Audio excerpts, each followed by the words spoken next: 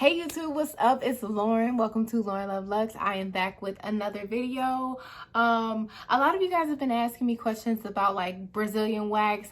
Thank you guys so much for watching my first video of my first Brazilian wax and my other wax videos. And I just love talking to you guys about feminine health and different things that you can do to prepare for, you know, keeping your lady parts together. One second, hold up. Sorry about that. So I was running. Hold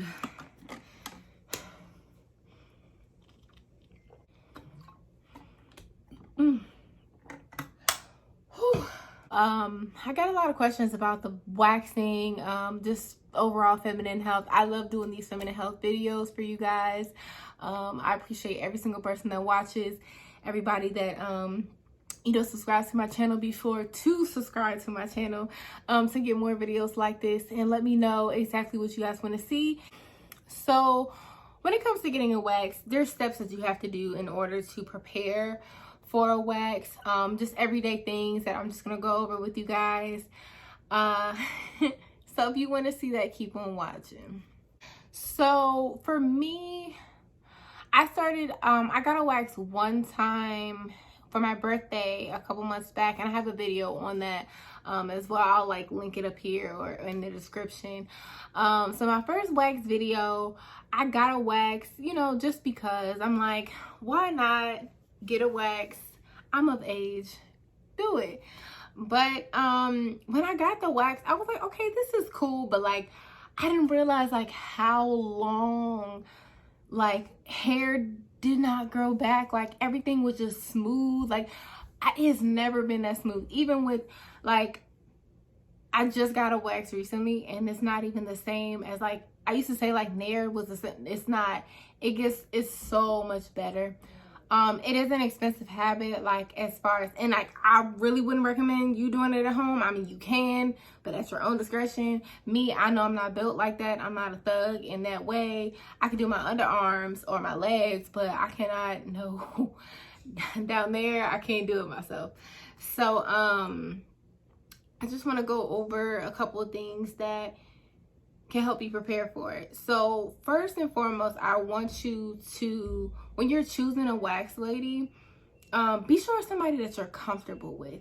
You know, they see a lot of girls every day, so trust and believe. If you're self-conscious about your kitty cat, like trust and believe they've seen it all. So they're not going to judge you. They're not going to be rude or belittle you, especially the lady that I go to. We don't do that mean girl stuff, you know. We don't pick each other up enough as women. Like that's what my friend Jaleesa, if you watch my video where I got my second wax, me and my friend Jaleesa, we were talking about it. She's also my wax lady, and how like black women, I mean women period, just don't pick each other up enough. You know, it's all about you being comfortable with yourself, no matter how small you are, how big you are. If you have discoloration, if you have ingrowns, you know, whatever, definitely go to someone that you're comfortable with, because if not, I don't know how that process is gonna go for you. And don't feel embarrassed, because everyone has started out some way. Some people get really bad ingrown. Some people don't. Some people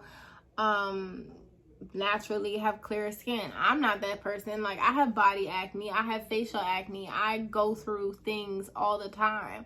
But I'm not gonna let that stop me from getting a wax or experiencing life. Like I feel like every girl should get at least one wax in her lifetime.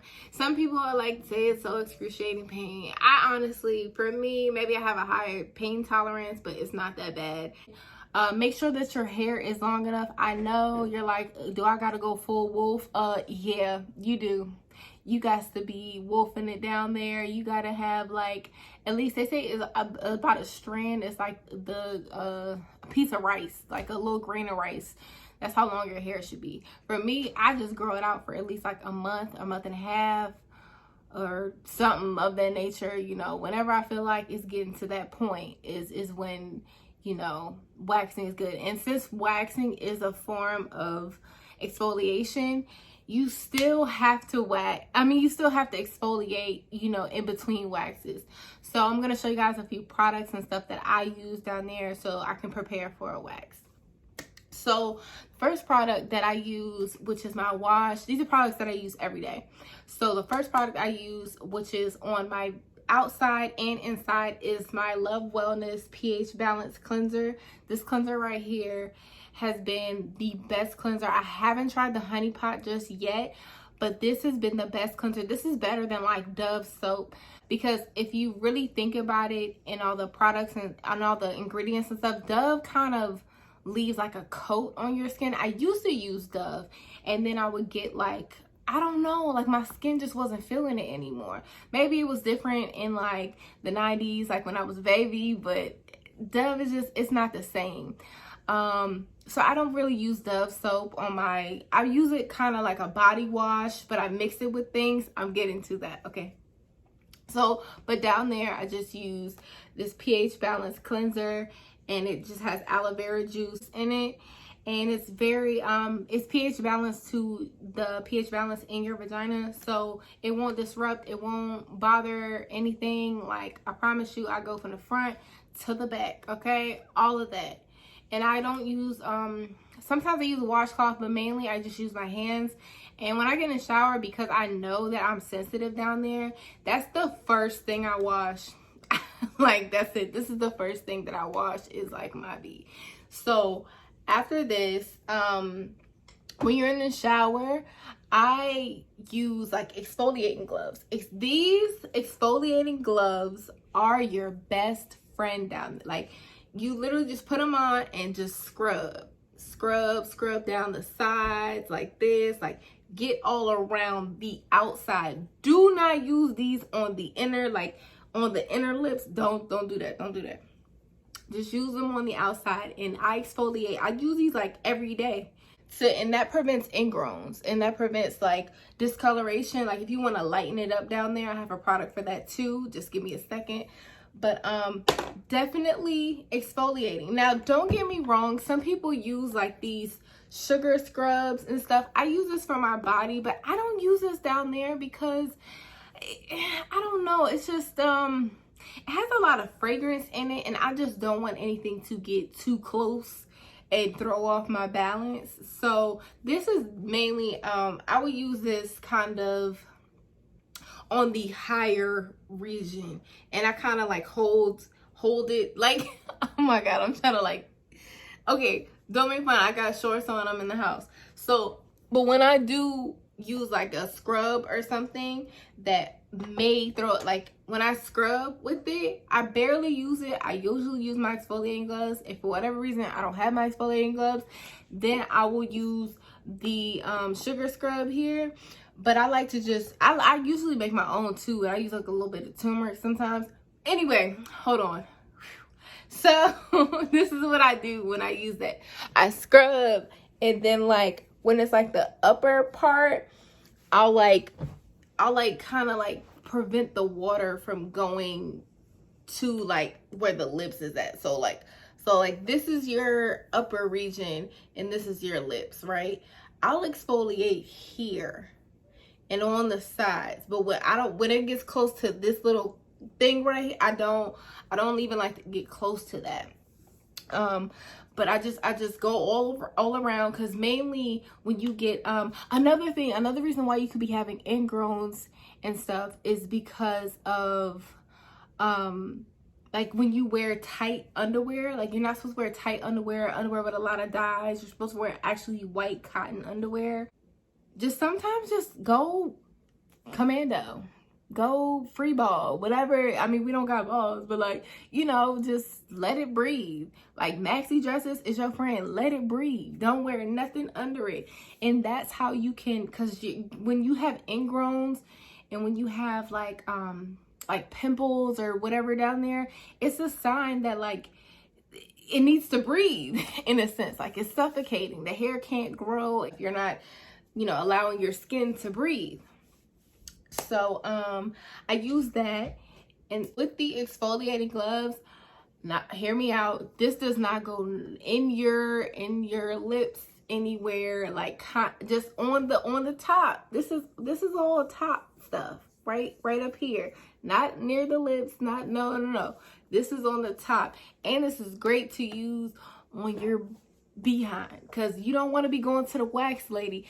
Listen, wash. Always wash before you go see your wax lady. It don't matter. Like, oh, girl, no. Wash yourself. Don't be rude. Don't be going in there smelling like, wash yourself.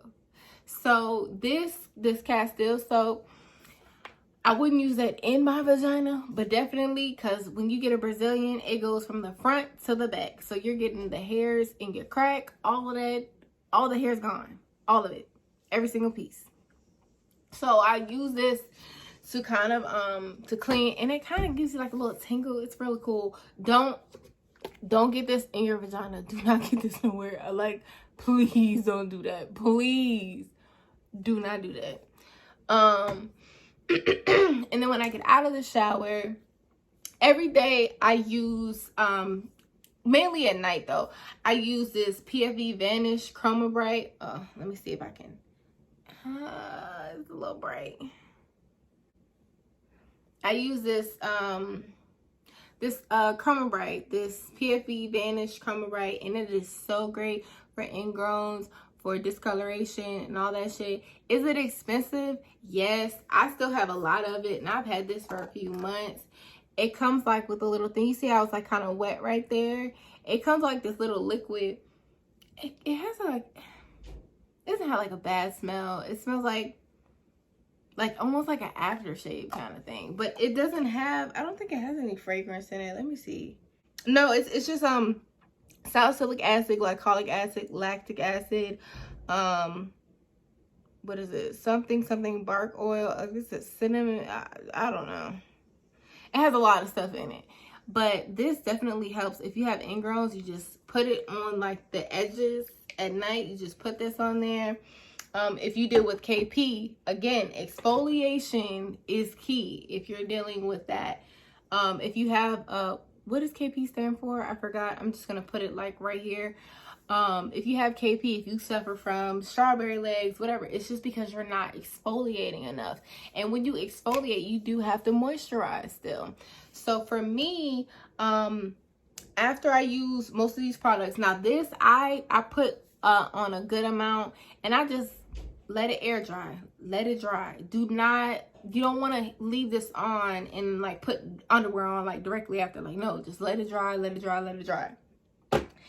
And then when I get like, for my girls that like chafe, like your thighs rub together, like, and all that stuff, coconut oil would be your best friend. Don't use a lot because it's oil at the end of the day. It's a good oil. It's antibacterial, but it's still an oil, and you don't want to clog your pores. You know what I'm saying?